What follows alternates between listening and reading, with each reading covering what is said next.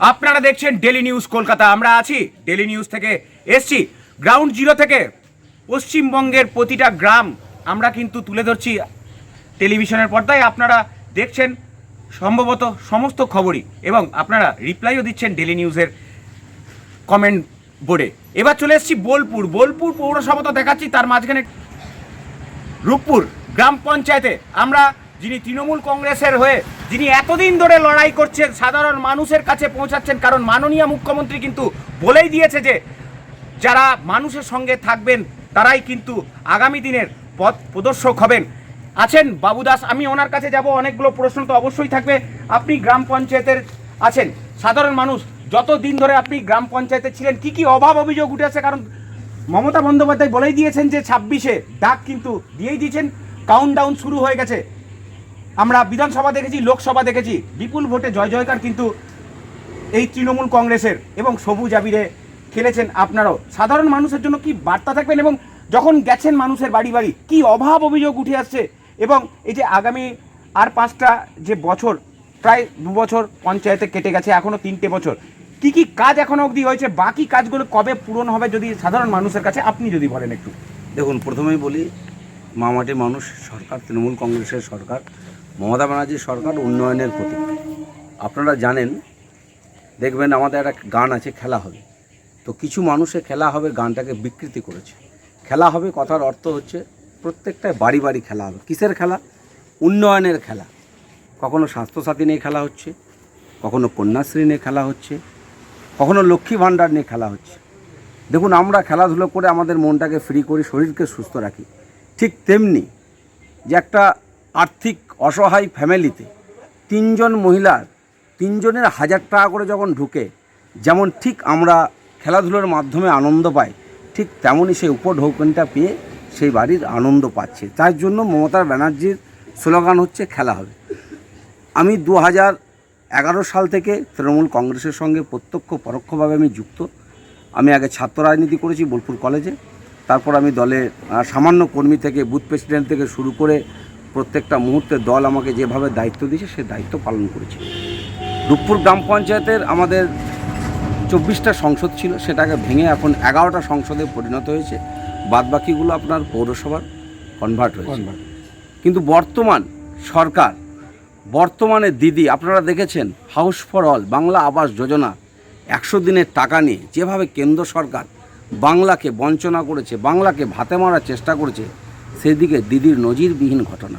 আপনারা দেখেছেন ভোটের আগে, 24-এ ভোটের আগে দিদি বলেছিল house for all Bangla Awas Yojana সকলেই বাড়ি পাবে, যারা বাড়ির নেই তারা বাড়ি পাবে। বাড়ি পেতে শুরু হয়ে গেছে। বিডিও থেকে শুরু করে ডিএম থেকে শুরু করে প্রত্যেকটা লেভেলের একদম পাই টু পাই, ডোর টু ডোর যে ভিজিট হচ্ছে এবং বাড়ির কার্যক্রম অলরেডি শুরু হয়েছে। মানুষের চাহিদা স্বাস্থ্যসাথী, কন্যাশ্রী, রূপশ্রী, সবুজ সাথী, বার্ধক্য ভাতা, যেগুলো মানুষের নেই। আমরা যেসব জায়গাতে কাজ করি, বিশেষ করে শিডিউল এলাকা, তপশিলি জাতি অন্তর্ভুক্ত মানুষ, খেটা খাওয়া মানুষের উপর কাজ করি। তাদের অনেকে কেওয়াইসি জমা দিতে পারে না, অনেকে ব্যাংকের তাদের খাতা খুলতে পারে না। আমরা সেটা গ্রামে গ্রামের যে ডোর টু ডোর যে গ্রাম সংসদ সভা থেকে শুরু করে প্রত্যেকটা মানুষের দরজায় দরজায় যে মমতা ব্যানার্জির উন্নয়নের ডালিগুলো পৌঁছে দিয়েছি। তার জন্য 2024-এ ভালো রেজাল্ট হয়েছে। যে পঞ্চায়েতের মোটামুটি আমাদের রেজাল্ট খারাপ ছিল, সেই পঞ্চায়েত এইসব উন্নয়নের করায় এবং বাড়ি বাড়ি যাওয়ার জন্য সেই পঞ্চায়েত 1850 ভোটে তৃণমূল কংগ্রেস লিড দিয়েছে। আশা রাখি মমতা ব্যানার্জির উন্নয়ন সর্বোপরি, মমতা ব্যানার্জির যে পরিকল্পনা, মমতা ব্যানার্জির পরিকল্পনা যে বাস্তবায়িত রূপ, প্রত্যেকটা কথার মাধ্যম যেটা তিনি বলেছেন, কথা রাখেন। আগামী দিন 2026 রূপপুর গ্রাম পঞ্চায়েত আমাদের নেত্রী মমতা ব্যানার্জি এবং এই এলাকার যিনি বিধায়ক আছেন মাননীয় মন্ত্রী চন্দ্রনাথ সিনহা, তিনি যেভাবে সাধারণ মানুষের সঙ্গে, তিনি এখন বর্তমানে 2টো দপ্তরের মন্ত্রী, কিন্তু যেভাবে তিনি সাধারণ মাটির মানুষ হয়ে মাটির মানুষের সঙ্গে মেলামেশা করে প্রত্যেকটা ছোটোখাটো ব্যাপারকে তিনি গুরুত্ব সহকারে দেখে এবং গুরুত্ব সহকারে প্রত্যেকটা মানুষের সহযোগিতা করে, যার জন্য এই জয় জয়কার আসছে। এবং আগামী দিন 2026 সালে ব্যাপকভাবে রূপপুর গ্রাম পঞ্চায়েত থেকে লিড হবে মমতা ব্যানার্জি এবং মাননীয় মন্ত্রী চন্দ্রনাথ সিনহার নেতৃত্বে। এই যে আপনি আবাস নিয়ে একটা কথা বললেন, আমার একটা ছোট্ট প্রশ্ন থাকবে। আবাস নিয়ে বিভিন্ন জায়গায় বিভিন্ন গ্রামে কিন্তু দেখা যাচ্ছে যে আবাস নিয়ে যে উন্নয়ন মমতা বন্দ্যোপাধ্যায় বাড়িতে বাড়িতে পৌঁছে দেন, যে গরিব মানুষরা ঘর পাচ্ছেন, সেখান থেকে তৃণমূল কংগ্রেসের কিছু আছেন কর্মীরা যারা কিন্তু এই আবাস যোজনা নিয়ে একটা পরবর্তী বা আগে থেকেও যে টাকা খাওয়া নিয়ে একটা বেশ আলোড়ন ছড়িয়েছে, যেটা বিরোধীরা বারবার বলছেন, এইটা কি এখনো অবধি বন্ধ করা গেছে? দেখুন, আমি প্রথমেই বলেছি একটা শুরুতেই খেলা হবে যে স্লোগান, যে খেলা হবে স্লোগানকে বিরোধীরা বিকৃতি করছে। ঠিক বাংলা আবাস যোজনা নিয়েও বিরোধীরা বিকৃতি করছে। আপনারা জানেন যে বাংলা আবাস যোজনায় সরকার 10টা ক্রাইটেরিয়া দিয়েছে, যে 10টা ক্রাইটেরিয়া সবাইকে ফলো আপ করতে। ফলো আপটা কী? যদি কাউরি ঢালাইয়ে থাকে সে বাড়ি পাবে না, যদি তার বাড়িতে মোটর চালিত ভ্যান থাকে, মোটর সাইকেল থাকে, বা তার বাড়িতে যদি চাকরিজীবী থাকে, বা তার যদি 2 থেকে 3 একর জমি থাকে, তারা বাড়ি পাবে না। সেই ক্ষেত্রে কিছু বিরোধী চক্রান্ত করছে। যাদের বাড়ি আছে তাদের বাড়ির নাম হয়তো কোনো রকম সার্ভে টাইমে গিয়েছিল, সেই নামগুলো এখন বর্তমানে সার্ভে কাটা পড়ছে। সেই বিরোধীরা চক্রান্ত করে জানাচ্ছে যে না, আমরা কাটমানি দিয়েছি, এই দিয়েছি, আমরা দিনই বলে বাড়ি পাচ্ছে না। এইসব বিরোধীদের নানা রকম চক্রান্ত। বিরোধী চক্রান্ত ছাড়া কিছু নয়। আপনি সাধারণ খেটে খাওয়া মানুষের কাছে যে শুনবেন যে মানুষ তৃণমূলের কংগ্রেসের পক্ষে আছে, মানুষ তৃণমূলের কংগ্রেসের স্বার্থে আছে। তাছাড়া যদি তৃণমূল কংগ্রেসের পক্ষে না থাকতো, যেভাবে কেন্দ্রীয় সরকার কেন্দ্র বাহিনী দিয়ে ভোট হয়েছে, আপনারা দেখেছেন কিভাবে মমতা ব্যানার্জির জয় জয়কার হয়েছে। এটাই প্রমাণ করে যে মানুষ তৃণমূলের কংগ্রেসের সঙ্গে আছে, মানুষ মমতা ব্যানার্জির উন্নয়নের সঙ্গে আছে। ধর্ম ভাত দেয় না, ভাতের তাগিদে মানুষ ছুটছে।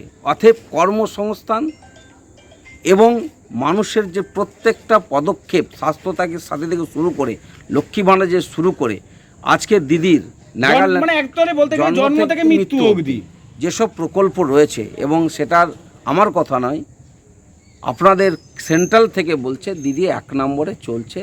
দিদির স্বাস্থ্যসাথী এবং কন্যাশ্রীর জন্য দিদি শিরোপা পাচ্ছে। তাহলে বলুন, বিরোধীরা তো নানা রকম নানা কথা বলবে, সেগুলো কান দিলে চলবে না। আমাদের কাজ চলবে।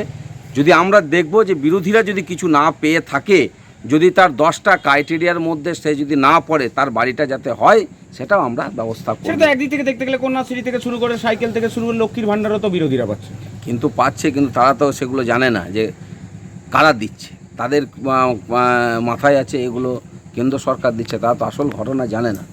আপনারা দেখেছেন 2024 সালের পর ভোট হওয়ার পরে আজকে প্রায় 8 মাস হয়ে গেল। তো যেসব এলাকাতে বিজেপি জিতেছে, সেগুলোকে একবারও বিজেপির লোকরা খবর নিয়েছে যে এই এলাকাগুলো এখন কী চলছে? কিন্তু তৃণমূল হারার সত্ত্বেও সেই সব এলাকাগুলোতে এখনও যাচ্ছে, কাউন্সিলররা যাচ্ছে, পঞ্চায়েতের প্রধানরা যাচ্ছে, অঞ্চল প্রেসিডেন্টরা যাচ্ছে, বুথ প্রেসিডেন্টরা যাচ্ছে, মেম্বাররা যাচ্ছে মানুষের সাহায্য সহযোগিতা করার। এরই নাম তৃণমূল কংগ্রেস। কিন্তু বিজেপিরা ভোটের টাইমে আসবে, সিপিএমরা ভোটের টাইমে আসবে, কংগ্রেসরা ভোটের টাইমে আসবে, ভোটের পর তাদের আর কারো দেখা যাবে না। বেশ, আমার শেষ প্রশ্ন একটাই থাকবে। প্রায় 2 বছর পর অনুব্রতবাবু আবার এসেছেন লাল মাটিতে, আপনাদের কতটা সহযোগিতা থাকে এবং মানুষ হিসেবে তিনি কেমন ছিলেন?